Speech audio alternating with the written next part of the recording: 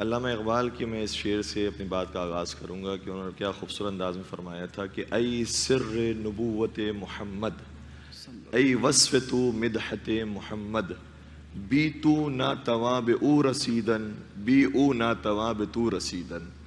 فرماتے ہیں کہ اے وہ ذات کی جو محمد مصطفیٰ کی نبوت کا راز تھا، اے وہ جس کی مدحت خود محمد مصطفیٰ کی مدحت ہے، اور جس کے بغیر نہ محمد مصطفیٰ تک پہنچا جا سکتا ہے اور نہ ان کے بغیر علی مرتضیٰ تک پہنچا جا سکتا ہے۔ واہ کیا بات! یہ جو جوڑ پیغمبر اکرم اور مولا کائنات کے درمیان تھا، یہ بہت سارے مختلف مقامات پر ہمیں نظر آتا ہے۔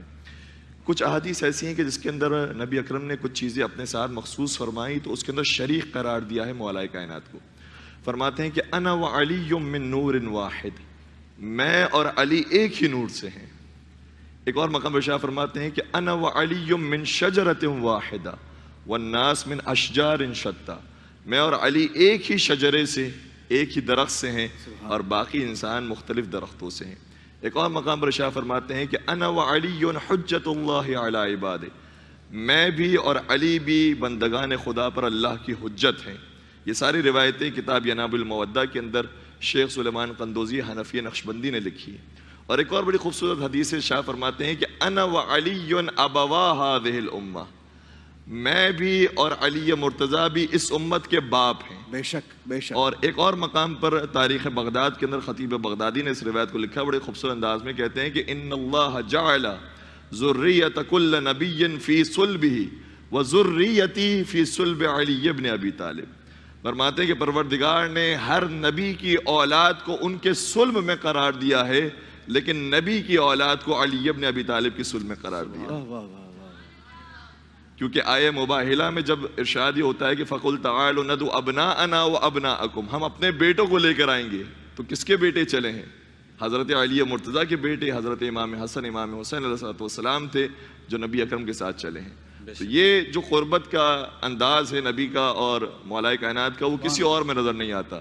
بلکہ ایک روایت یہ ہے شرح نہج البلاغہ کے اندر، حضرت ابن ابی الحدید معتزلی یہ لکھتے ہیں کہ ایک مرتبہ جناب فضل ابن عباس جو پیغمبر کے چچا زاد بھائی ہوتے تھے، انہوں نے اپنے والد جناب عباس سے سوال کیا کہ یہ بتائیے کہ نبی اکرم کو اپنے بیٹوں میں سب سے زیادہ محبت کس سے تھی؟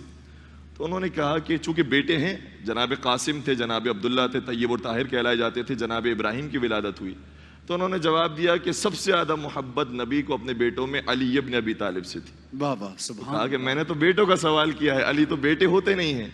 کہا یاد رکھو دنیا میں جتنے باپ ہیں ان میں سب سے زیادہ شفیق باپ نبی تھے علی کے لیے، واہ! اور جتنے بیٹے ہیں ان میں سب سے زیادہ فرما بردار اور مطیع بیٹے تھے علی نبی کے لیے۔ سبحان اللہ سبحان اللہ! کیا بات! اس قدر محبت اور قربت پائی جاتی تھی۔ ایک اور روایت کا جملہ یہ ہے کہ ان الملائکۃ صلت علی وعلی علی 7 سنین، کہ پروردگار کے جو ملائکہ ہیں وہ مجھ پر بھی درود بھیجتے تھے اور علی مرتضیٰ پر بھی درود بھیجتے تھے 7 سالوں تک، جب تک کہ کوئی مسلمان نہیں ہوا تھا، مسلمان ہونے سے پہلے تک۔ سبحان اللہ! تو علی مرتضیٰ وہ پہلے انسان ہیں کہ جنہوں نے نبی اکرم کا کلمہ پڑھا ہے، نبی اکرم کے پیچھے نماز پڑھی ہے، سب سے پہلی ہجرت میں شریک تھے، سب سے پہلی جنگ میں شریک تھے، سب سے پہلی دعوت میں شریک تھے، اور آخری حج کے اندر بھی شریک تھے۔